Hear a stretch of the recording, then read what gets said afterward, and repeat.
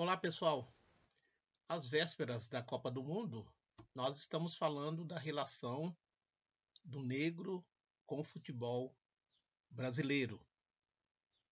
E hoje nós falaremos mais especificamente do negro no esporte em Itajaí, primeiramente no remo e depois no futebol. Para isso eu vou usar dois trabalhos acadêmicos, o qual eu tive a oportunidade de orientar do hoje professor mestrando Moacir da Costa.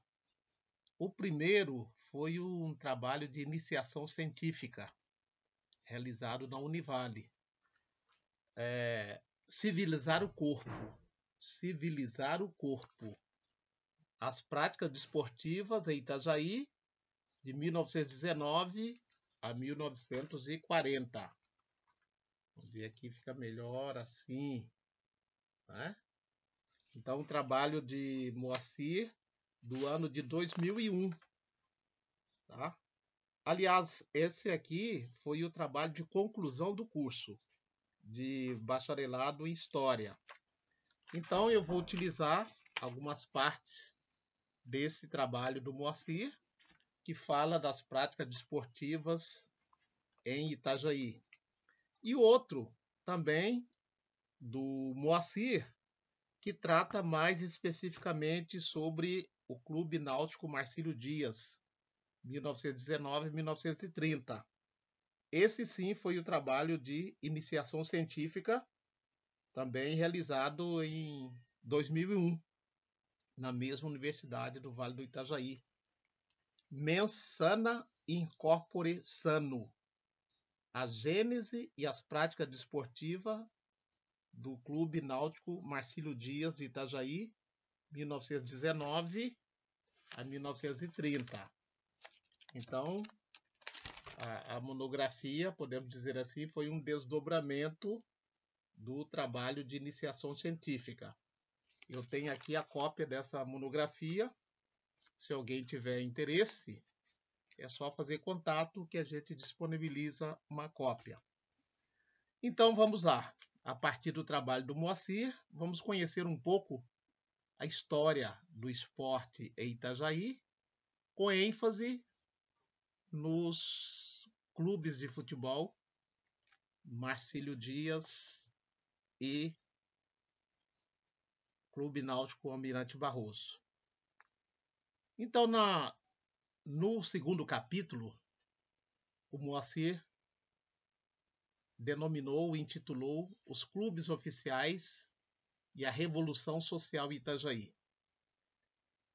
Ele diz assim: no dia 17 de março de 1919, um grupo de jovens reunidos em uma conversa informal entre amigos chegam a uma ideia comum de tentar fundar em Itajaí um clube de regatas.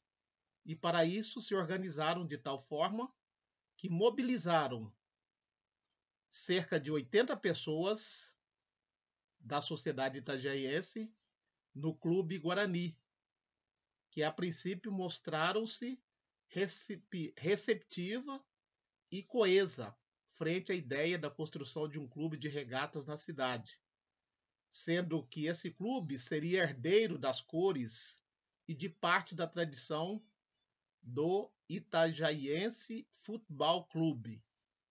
Só que, a princípio, esse novo clube se preocuparia exclusivamente com o remo. Dessa forma, teria-se subsídios para se criar o primeiro e não único clube de regatas de Itajaí, que seria o Clube Náutico Marcílio Dias, sendo que seria o terceiro clube a ser fundado no estado, o que nos dá a impressão de que a cidade estava em sintonia com o espírito moderno que rondava o mundo. Então ele faz a transcrição aqui de uma correspondência dos fundadores do clube ao então governador Hercílio Luz. Diz a correspondência: Itajaí, 16 de abril de 1919. Cumprimos o grato dever de levar ao conhecimento de Vossa Senhoria que no dia 17 de março findo foi fundado nessa cidade o Clube Náutico Marcílio Dias, cujos fins são proporcionar à mocidade exercícios de natação, remo, ginástica, tênis e outras atividades compatíveis com a sua cultura física. Fecha aspas. Esse clube, onde foi gestado o Clube Náutico Marcílio Dias, é o Clube Guarani, conhecido em Itajaí pela tradição oral e pelas notícias de jornais, como o clube onde não era permitido a entrada de negros. A professora Marlene de Favre, na sua dissertação de mestrado, estudou um grupo de bons moços que frequentava essa entidade e fundaram ali o denominado Clube dos 20. Através de fontes orais, de documentação diversas, ela construiu a obra Moços e Moças para um Bom Partido. Então ela analisou esse grupo de elite que frequentava o Clube Guarani e que ficou conhecido como Clube dos 20. Então, ela entrevistou, na época, isso em 1995, ela entrevistou um dos que fora presidente do Clube dos 20 na década de 50, o senhor Carlos Afonso Seara. Na época da entrevista, ele tinha 66 anos. Então ele conta que no clube onde existia esse grupo, né, o grupo dos 20, o bloco dos 20, nesse clube Guarani, não era permitida a entrada de negros.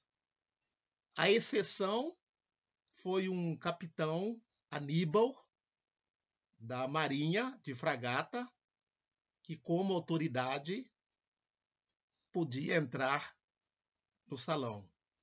Então ele era engolido goela abaixo.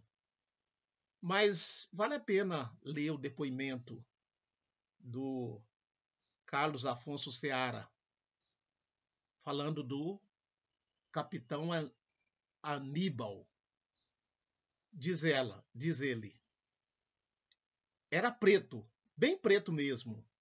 E naquele tempo havia aquele racismo, aquela coisa. Preto não dançavam com branco e branco não dançavam junto com preto, correto? E ele, então, como maior autoridade dentro do exército, ele comandava a capitania dos portos. Todo o regimento que estava aqui e todo o regimento que estava aqui. E nós não podíamos dizer que não mandávamos um convite para o comando. Então, tinha que mandar um convite para o comando. Mas não criou problema, não. Pelo contrário, sempre foi uma pessoa de muita classe, de um comportamento exemplar. Só que ele era preto, coitado. Era a única pessoa preta que entrava porque era do comando do exército e porque era convidado. Nós não podíamos nos negar a convidar um comandante do exército aqui. Disse isso entre risos. Então ele ia no Guarani, no bloco dos 20, mas ele era um elemento que estudou. Essa pessoa tinha cultura para chegar e sair na maior dignidade, compreende? Fecha aspas. Então foi nesse clube que foi gestado o Clube Náutico Marcílio Dias. Por ironia do destino,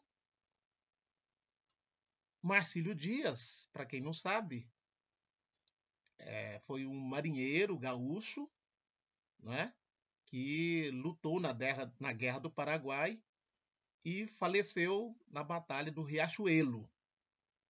Então, esses jovens brancos de elite, não sei por que razão, num clube que discriminava os negros, escolheram o almirante, o Marcílio Dias, como seu patrono. Então foi fundado, né, em março, como nós vimos aqui, no trabalho do Moacir da Costa, o Clube Náutico Marcílio Dias. Mas logo houve uma dissidência dentro do clube de elite e fundaram um outro clube também de elite. Vamos continuar acompanhando o trabalho do Moacir.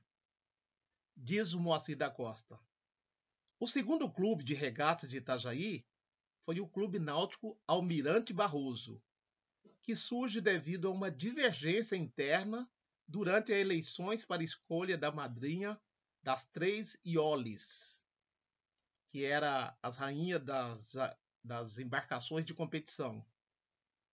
Parte dos que haviam lutado para a fundação do Clube Náutico Marcílio Dias se retiraram e fundaram em 7 de maio de 1919 o segundo clube de regatas da cidade, ou seja, um período de menos de 2 meses.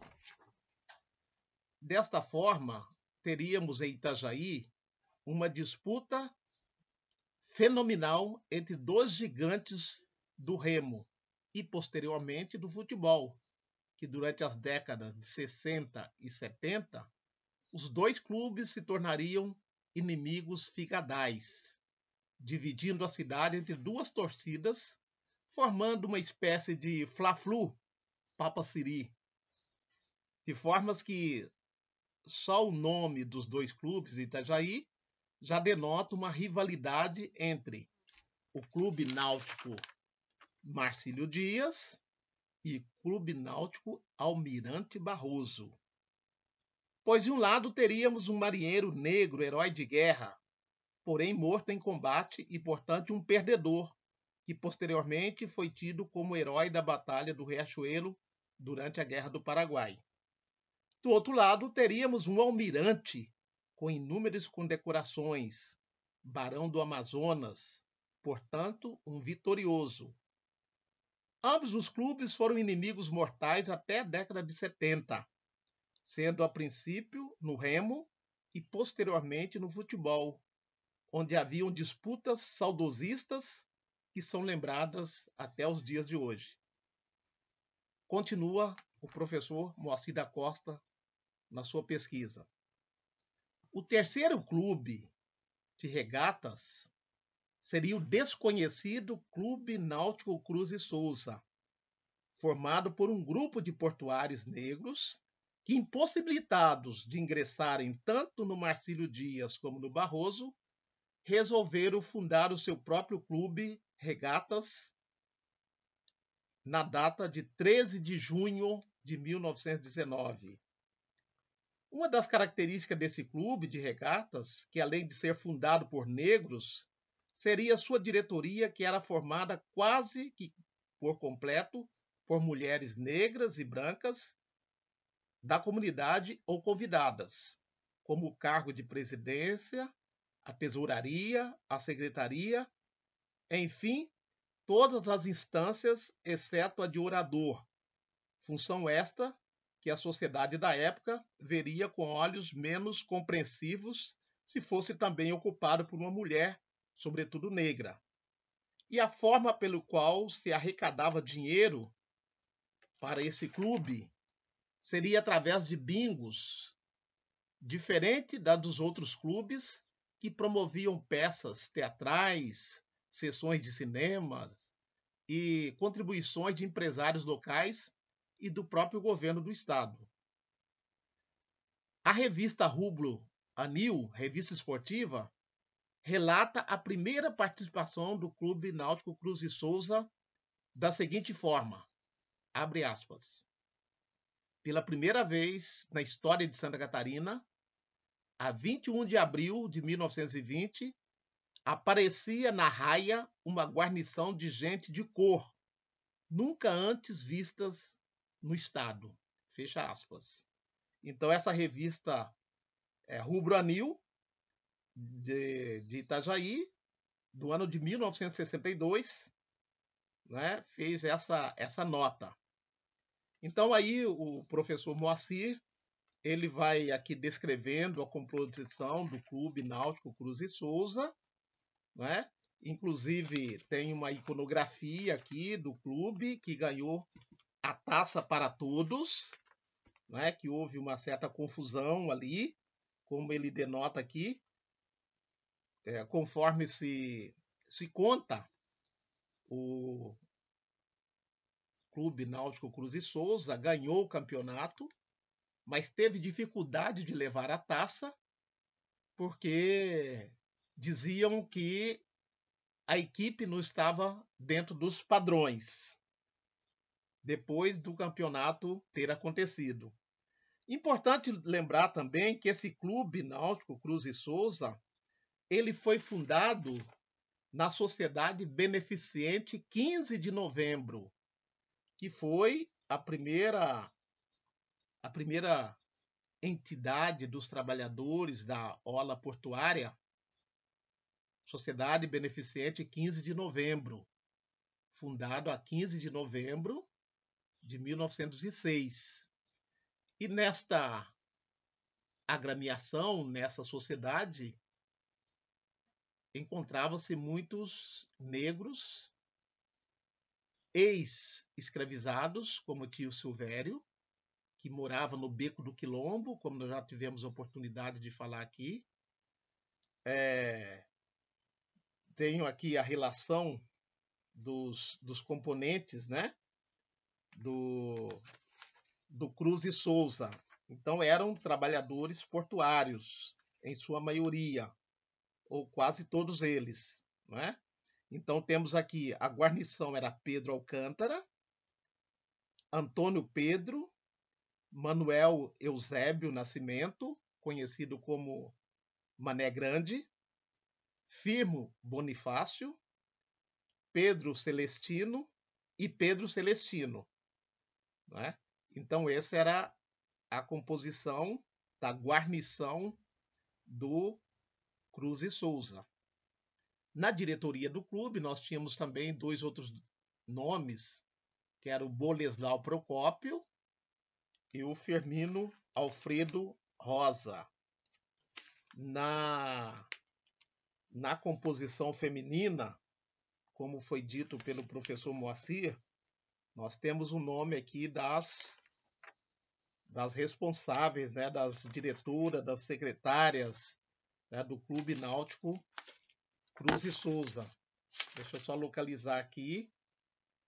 Então, faziam parte do clube Etelvina Ramos, como presidenta, Mariazinha Mascarenha, como vice-presidenta, Maria Ramos, primeira secretária, Ernestina Prateati, como segunda secretária, Lucília Procópio, primeira tesoureira, Maria Caetano, como segunda tesoureira. Então, nós vemos aqui a participação das mulheres na direção do Clube Náutico Cruz e Souza. Posteriormente, o Cruz e Souza também se transformou num clube de futebol. Tanto é que na década de 30, nós encontramos uma nota de jornal anunciando, no dia 13 de maio, a festividade do 13 de maio, uma disputa entre Clube Náutico Cruz e Souza e o Humaitá Futebol Clube. Então, nós, né, através dessa notícia, nós evidenciamos que, em determinado momento, o Clube Náutico Cruz e Souza também constituiu a sua equipe de futebol. E, segundo essa nota de jornal, o jogo terminou empatado em 0-0 no campo do Marcílio Dias.